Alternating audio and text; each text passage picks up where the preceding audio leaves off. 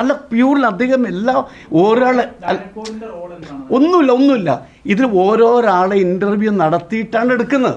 അദ്ദേഹം മാർക്ക് ഇടുകയാണ്. ഇൻഡിവിജ്വൽ അല്ല ഇന്റർവ്യൂ. ഇത് എയ്ഡഡ് കോളേജാണോ? ഇല്ല നിയമനം അംഗീകരിക്കുക എന്ന് പറഞ്ഞാൽ ഗവൺമെന്റ് ജോയിന്റ് സെക്രട്ടറി ഇരുന്ന് തയ്യാറാക്കുന്ന റെഗ് ലിസ്റ്റ് ഉണ്ട്. ഇൻഡിവിജ്വൽ ഇന്റർവ്യൂ ആണ്, ഫേസ് ടു ഫേസ് ആണ്. അപ്പോൾ അങ്ങനെ അല്ല, അദ്ദേഹത്തിൻ്റെ കൂടെ ബോർഡ് മെമ്പർ അവർ ഉണ്ടാവും. ഞാനിരുന്ന് ആദ്യം ഒരു മിനിറ്റ് ഇരുന്ന്, പിന്നെ ഞാൻ പോയി തുടങ്ങുന്ന മുമ്പ് പോയി. പിന്നെ വൈസ് പ്രസിഡന്റ് ആയിരുന്നു.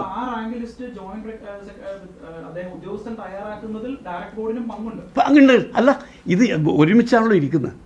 മാർക്കിന്റെ ബേസിലാണല്ലോ ഒരാളെ ഇന്റർവ്യൂ നടത്തുന്നു, അയാൾ പെർഫോമൻസ് നോക്കുന്നു. നോക്കിയിട്ടാണോ മാർക്ക് ഇടുന്നത്, അങ്ങനെയാണല്ലോ സെലക്ഷൻ വരുന്നത്. അതിൽ വന്ന PWD കുറിച്ച് ഞാൻ പറഞ്ഞു തോന്നുന്നു, അതിന്റെ രീതി.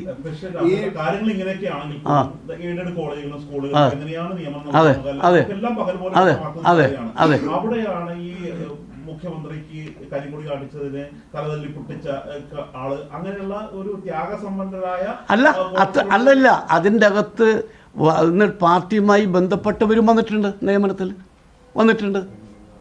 മനസ്സിലാക്കണം. ഈ ഡെഫ് പോസ്റ്റില് കോൺഗ്രസ് എന്നുള്ള ആളുകളുണ്ടോ?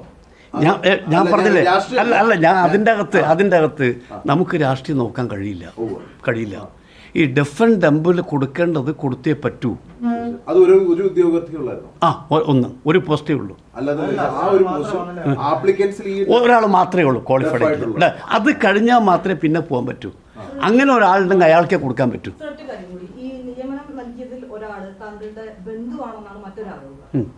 അല്ല, എൻ്റെ രക്തബന്ധം തെളിയിക്കാൻ കഴിയില്ല. ഒന്ന്, എൻ്റെ കുടുംബത്തിൽപ്പെട്ട ആളായിരിക്കാം. ഏത് മനസ്സിലായില്ലേ? വീട്ടുകാരനായിരിക്കാം. പക്ഷേ എൻ്റെ രക്തബന്ധമാണെന്ന് എവിടെയും തെളിയിക്കാൻ ആർക്കും കഴിയില്ല. എൻ്റെ ബന്ധുക്കൾ എത്രയുണ്ട്? ആയിരക്കണക്കാളുണ്ട് എൻ്റെ ബന്ധുക്കൾ. അങ്ങനെ ഒന്നുമില്ല.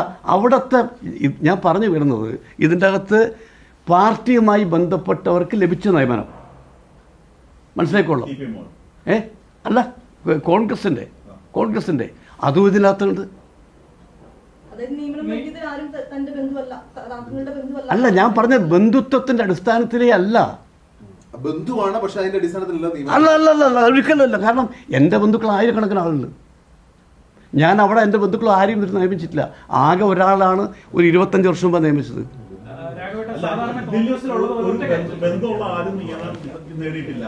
അല്ല, എൻ്റെ ഞാൻ പറഞ്ഞല്ലോ, ശ്രീ ധനേഷ് എന്ന് പറഞ്ഞ ഒരാള് കേട്ടോ, എൻ്റെ വീട്ടുകാരെന്ന് പറയാം. എന്ന് പറഞ്ഞാൽ എൻ്റെ ഇനീഷ്യലുള്ള ആളാണ്.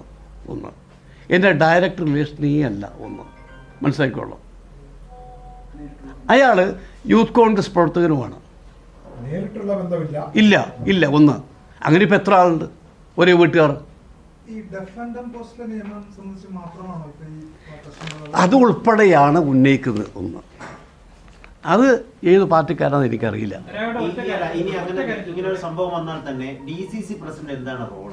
ഇല്ല, ഒന്നുമില്ല. പക്ഷേ അദ്ദേഹം എടുത്ത നടപടി എന്താണെന്നൊക്കെ മനസ്സിലാവും.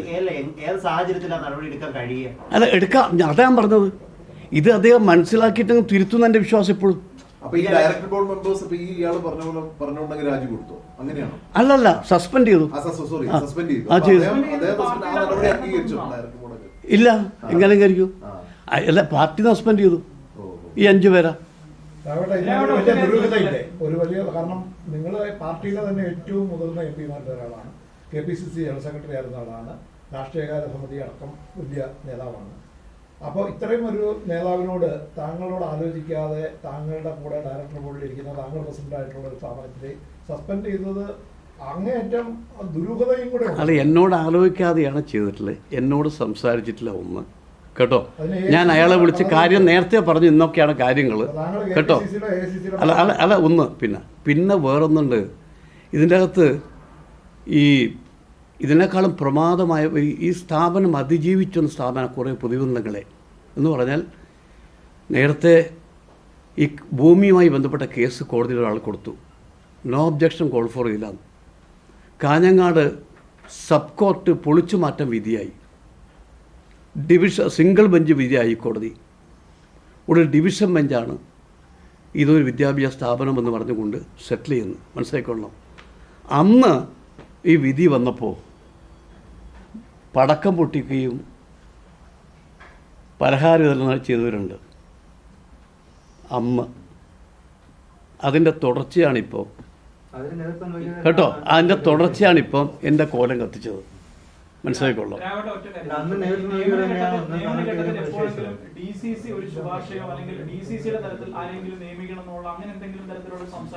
ആ ശുപാർശ എല്ലാം ഉൾക്കൊണ്ടിട്ടുണ്ട്. ഞാൻ ഇപ്പം അത്രേ പറയുന്നുള്ളൂ. മനസ്സിലാക്കിക്കൊള്ളാം. എല്ലാവരുടെ കാര്യം പറഞ്ഞിട്ട് മനസ്സിലാകാത്ത തയ്യാറാകാത്ത ഈ DC പ്രസിഡന്റിനെതിരെ നടപടി എടുക്കേണ്ടതല്ലേ? ഇല്ല, ഞാനിപ്പോൾ അതിനെക്കുറിച്ച് ഒന്നും പറയുന്നില്ല.